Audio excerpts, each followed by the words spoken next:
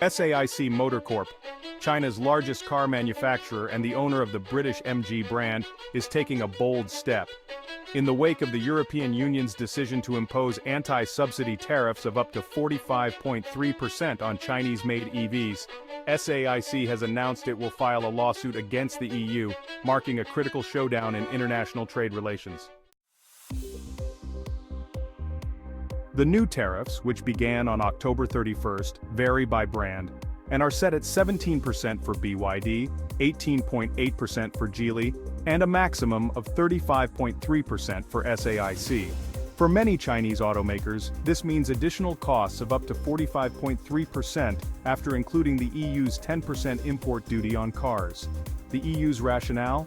According to its investigation, subsidies allegedly enable Chinese EVs to compete at unfairly low prices, undermining European carmakers. But the decision was divisive within the EU. Germany, one of Europe's auto giants, pushed back, citing fears of a trade war and its impact on German automakers operating in China. While German officials warned that the tariffs could strain EU-China trade ties, other countries supported the measures to protect Europe's green transition and automotive sector.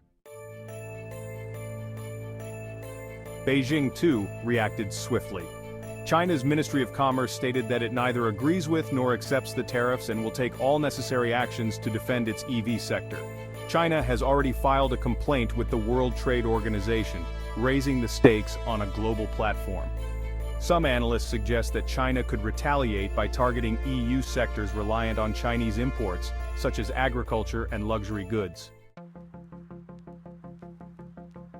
China's EV sector is rapidly expanding. With brands like NIO, XPeng, and BYD gaining traction in Europe, Chinese companies are seen as serious competitors in the EV race. SAIC and others, now facing tariffs, may be compelled to shift production or set up plants within Europe to sidestep import duties, but relocating could be costly and complex. For European consumers, these tariffs may mean higher prices for EVs, which could hinder the EU's decarbonization goals. European automotive industry groups warn that reduced competition may stall the transition to affordable EVs, hitting Europe's green goals at a critical juncture. Experts also highlight broader geopolitical implications. Some view these tariffs as part of the West's strategy to counterbalance China's economic influence, as Europe faces pressure to maintain alignment with the US amid rising tensions. The EU, meanwhile, is in a difficult position, balancing protectionism with its climate agenda and economic stability.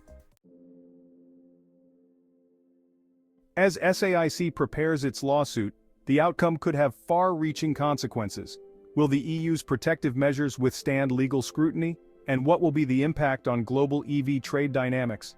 As this dispute unfolds, the balance of economic power in the EV sector and the EU's commitment to free trade principles will be tested like never before.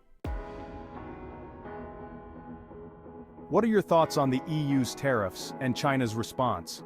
Let us know in the comments, and don't forget to subscribe for more on the evolving landscape of global trade and green energy.